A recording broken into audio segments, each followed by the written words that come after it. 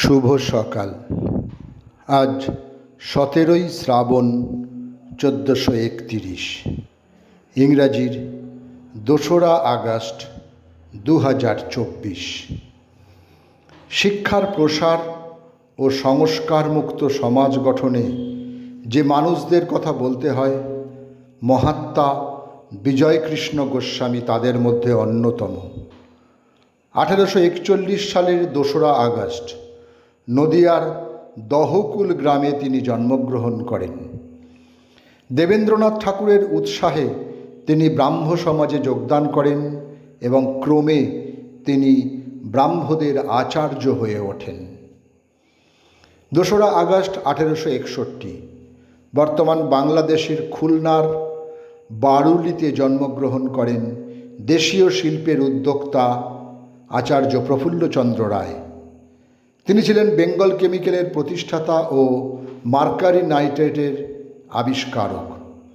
মানুষটি ছিলেন প্রখ্যাত বাঙালি রসায়নবিদ, শিক্ষক, দার্শনিক ও কবি। তাঁর উল্লেখযোগ্য ছাত্ররা হলেন বিজ্ঞানী সত্যেন্দ্রনাথ বসু, মেঘনাদ সাহা, জ্ঞানেন্দ্রনাথ মুখার্জি ও জ্ঞানচন্দ্র ঘোষ। 2রা আগস্ট 1866 মানিকগঞ্জের বগজুড়ি গ্রামে জন্মগ্রহণ করেন ভারতবর্ষের প্রথম চলচ্চিত্র নির্মাতা হীরালাল সেন। তিনি ছিলেন একজন বাঙালি চিত্রগ্রাহক। এছাড়াও ভারতের প্রথম বিজ্ঞাপন চলচ্চিত্র নির্মাতা ও প্রথম রাজনৈতিক সিনেমা নির্মাতা। কিন্তু কষ্টের বিষয়, 1917 সালে এক অগ্নিকাণ্ডে তাঁর তৈরি সকল চলচ্চিত্র নষ্ট হয়ে যায়। অন্ধ্রপ্রদেশের মছলিপত্তনমের নিকটে ভাটনা পেনুমারুতে 2রা আগস্ট 1876 জন্মগ্রহণ করেন ভারত মাতার যোগ্য সন্তান পেঙ্গালি ভেঙ্কাইয়া, যিনি ছিলেন ভারতের জাতীয় পতাকার নকশাকার বা ডিজাইনার। 2রা আগস্ট 1889 ময়মনসিংহ জেলার কাপাসাটিয়া গ্রামে জন্মগ্রহণ করেন অগ্নিযুগের বিপ্লবী ত্রৈলোক্যনাথ চক্রবর্তী। তার পিতাও স্বদেশী আন্দোলনের সমর্থক ছিলেন। প্রবেশিকা পরীক্ষার ঠিক আগে 1908 সালে তিনি গ্রেপ্তার হন এবং 1909 সালে ছাড়া পান। এরপর তিনি সঙ্গ পান যে সমস্ত দেশবরেণ্য মহিষীর।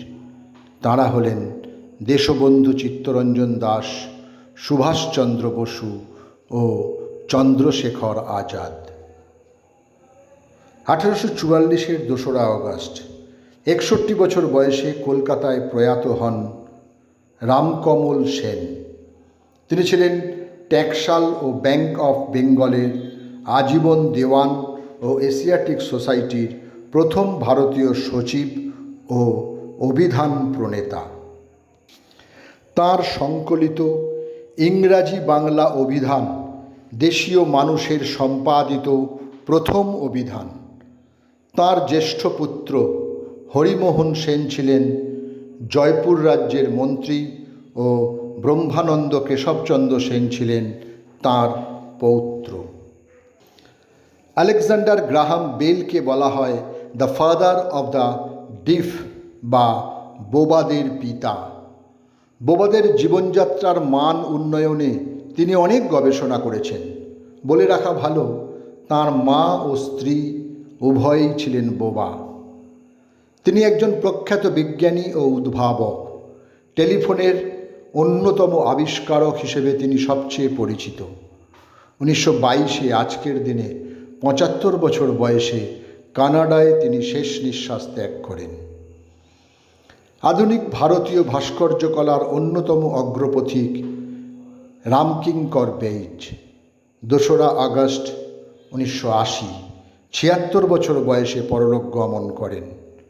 তাকে ভারতীয় চারুশিল্পে আধুনিকতার জনক ও অন্যতম শ্রেষ্ঠ শিল্পী মনে করা হয়। 2রা আগস্ট 1993 80 বছর বয়সে জীবনাবসান ঘটে বিশিষ্ট বাঙালি অভিনেতা কমল মিত্রের। কমল মিত্র বললেই চোখের সামনে ভেসে ওঠে রাশভারী, অহংকারী, গম্ভীর কণ্ঠস্বর নিয়ে থাকা দীর্ঘদেহী একজন মানুষের ছবি। আবার তাকেই আমরা দেখি যমরাজের চরিত্রে দর্শকদের কৌতুক উপহার দিতে। এমনই অসাধারণ এক অভিনেতা ছিলেন তিনি। সকলকেই আমার আনত প্রণাম।